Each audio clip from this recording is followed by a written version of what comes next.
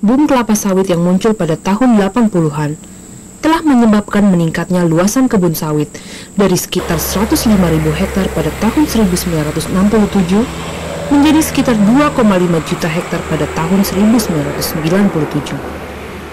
Seiring dengan ambisi pemerintah untuk menjadikan Indonesia sebagai produsen sawit terbesar dunia, luas hutan yang dapat dikonversi terus ditambah. Pada tahun 1997, telah disediakan 8,4 juta hektar untuk dikonversi. 6,8 juta hektar diantaranya bahkan telah mencapai tahap persetujuan dan pelepasan lahan. Semuanya diproyeksikan bagi kawasan Indonesia Timur. Perkembangan yang kelihatannya mengagumkan ini harus dibayar dengan harga yang sangat mahal. Dalam kebakaran hutan sepanjang tahun 1997-98, di antara 176 perusahaan yang dituding sebagai penyebab kebakaran, 133 diantaranya adalah perkebunan sawit. Menurut perkiraan Bappenas, kerugian ekonomi yang diderita negara mencapai 9,29 miliar US dollar. Kerusakan lingkungan akibat kebun sawit tidak terelakkan. Terbakarnya hutan, keringnya rawa-rawa, tercemarnya sungai, bahkan banjir merupakan kerugian yang harus diterima oleh masyarakat yang bermukim di daerah sekitar perkebunan.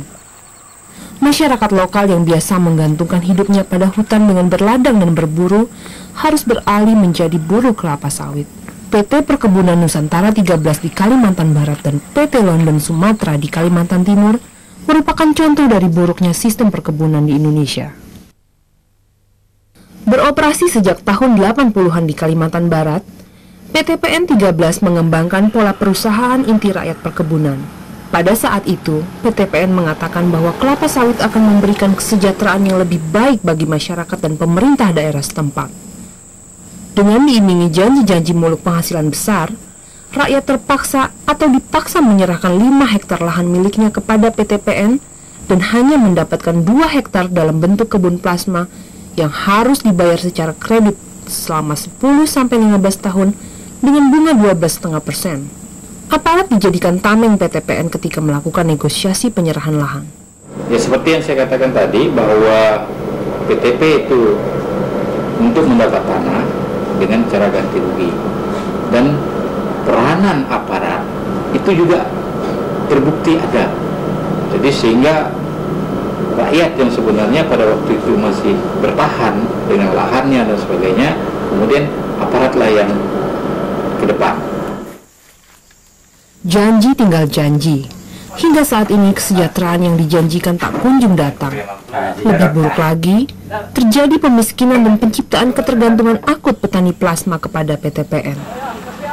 Selama 15 tahun, 30% dari hasil kebun plasma yang dikelola rakyat harus diserahkan kepada PTPN dengan harga jual buah sawit yang ditentukan secara sepihak oleh PTPN. Kalau harga turun dipanggillah mereka itu kan, jadi untuk melihat ataupun menyaksikan bahwa sebenarnya harga itu sudah ditetapkan di sana begitu. Jadi dampaknya koperasi ini yang mewakili daripada masyarakat boleh dikatakan diundang untuk menyaksikan hal yang sudah jadi. Hingga saat ini, sebagian besar masyarakat tak pernah menerima sertifikat atas lahan miliknya dan tidak pernah tahu untuk apa saja kredit yang dibayarkannya. Sementara itu, kontribusi bagi pemerintah daerah setempat tidak pernah dirasakan. Terhadap Pemda Sanggau sendiri, kami belum melihat adanya satu kontribusi umpamanya yang bisa dimasukkan dalam pendapatan asli daerah. Nah, kemudian masalah jalan justru Pemda yang bangun.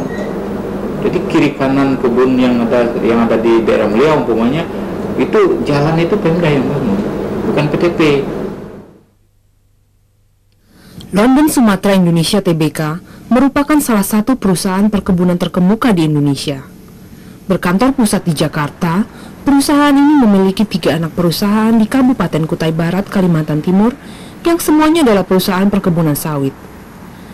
Pada akhir tahun 1996, ketiga perusahaan grup Lonsum ini, yaitu PT Lonsum Indonesia, PT Lonsum Internasional, dan PT Gelora Mahapala, melakukan pembukaan lahan dan penanaman pada 3 kecamatan, Jempang, Muara Pahu, dan Bongan. Dalam ekspansinya, grup langsung menggusur masyarakat adat Dayak Benuak yang telah mendiami kawasan tersebut selama ratusan tahun. Selama itu pula mereka hidup selaras dengan hutan. Berburu, meramu, dan berladang merupakan cara mereka memenuhi kebutuhan hidupnya. Hutan menjadi landasan survival, baik secara ekonomi dan kultural bagi masyarakat Dayak Benuak. Kedatangan PT Lonsum di daerah tersebut mengusik cara hidup yang telah bergulir selama berabad-abad. Ketika itu, pemerintah Orde Baru masih sangat berkuasa. Tidak banyak rakyat yang berani mengatakan tidak. Walaupun demikian, sebagian masyarakat Dayak Benuak berani mengatakan tidak dan menolak kehadiran PT Lonsum di daerah tersebut. Penolakan masyarakat ini tidak diindahkan oleh perusahaan. Tanpa memiliki IPK dan HGU, perusahaan membuka lahan. Pembukaan lahan dengan cara gusur malam merupakan praktek umum di daerah ini. Hutan tempat masyarakat hidup sehari-hari ditebang dan sisa-sisa tebangannya dibakar. Kebakaran hutan yang disebabkan aktivitas pembukaan lahan tersebut telah menghilangkan keanekaragaman hayati di daerah itu. Rotan, karet, pohon tanjut madu yang selama ini menjadi sumber penghidupan masyarakat Dayak, bahkan kuburan-kuburan leluhur yang disakralkan pun tergusur musnah tanpa sisa. Dan perusahaan itu menggusur kuburan, tanyut, lembo-lembo tua, itu mengeringkan rawa-rawa. Jadi kami sangat kerugian besar oleh karena PT Lonsum itu. Kami hanya memberikan izin usaha perkebunan bagi para pengusaha yang profesional dan juga dicintai oleh masyarakat di sekitar perkebunan, sehingga tidak ada berkembang konflik antara perusahaan besar dengan masyarakat di sekitar perkebunan. Sejak itu bergulirlah sebuah konflik yang sangat tidak berimbang. Lonsum, perusahaan yang terdaftar di Bursa Efek Jakarta dan Surabaya, dengan saham mayoritas dipegang oleh grup Napana Richardson, yang menguasai Lonsum lewat akuisisi pada tahun 94 senilai 273 juta dolar yang dibiayai melalui hutang luar negeri di satu pihak, dan masyarakat adat Dayak Benuak yang masih hidup sebagai peladang dan bergantung pada hutan di pihak lain. Malang bagi Lonsum. Krisis ekonomi Indonesia yang berbuah larangan ekspor CPO membuatnya kesulitan melunasi hutang-hutangnya. Kesulitan keuangan yang dialami Lonsum belum terselesaikan sampai saat ini. Hingga akhir tahun 1999, total hutang Lonsum mencapai 254 juta dolar. Manajemen Lonsum galau menghadapi masalah utangnya. Selama itu pula konflik dengan masyarakat adat Benuak terus berlangsung. Selagi Lonsum yang memiliki hutang luar negeri sebesar 254 juta itu mendatangkan keuntungan bagi para pemegang saham utama serta perusahaan-perusahaan pribadi mereka, rakyat Dayak Benuak tidak bisa mendapatkan kompensasi yang layak bagi hidup yang tergusur dan tanah yang terampas. Mereka marah, menduduki, dan kemudian membakar base camp perusahaan yang berdiri di atas tanah-tanah mereka. Pada tanggal 7 Mei 1999, 30 orang anggota BRIMOB dan polisi, disertai orang-orang berpakaian ninja, menyerbu masyarakat yang tengah mengadakan upacara adat di base camp PT Lonsum Internasional Muara Nayan. Penyerbuan dilanjutkan dengan penyisiran ke kampung-kampung, dengan menangkap dan menjebloskan beberapa orang ke penjara di mana mereka dianiaya secara brutal oleh oknum polisi.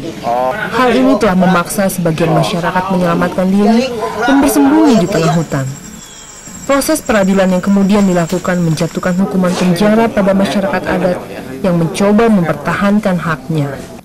Penyerbuan itu kan pada waktu pagi, kami baru bangun, kelambu itu belum disimpan itu.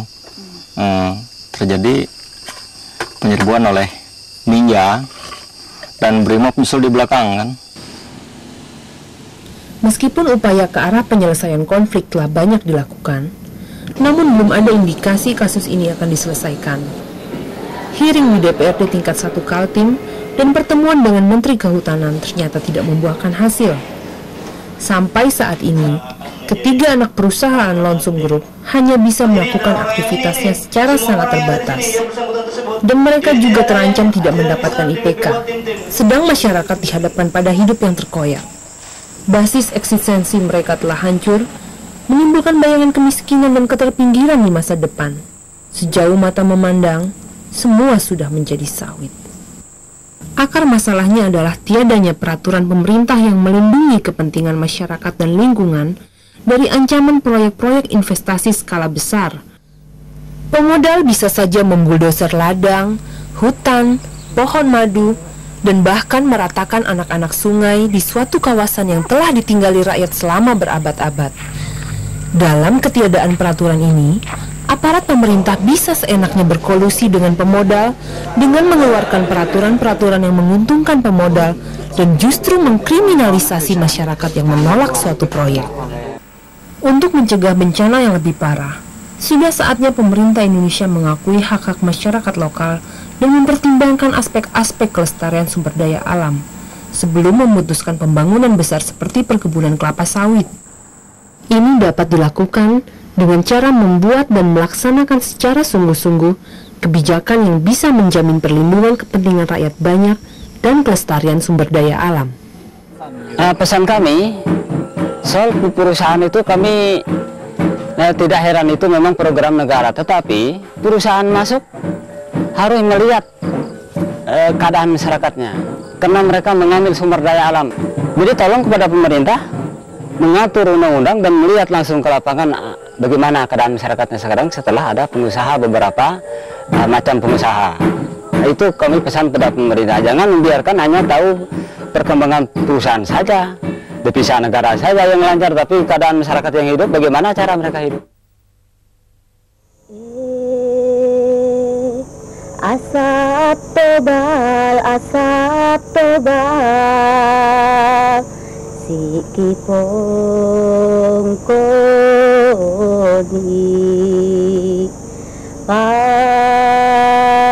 mis mai suah, songkot pongasang dok.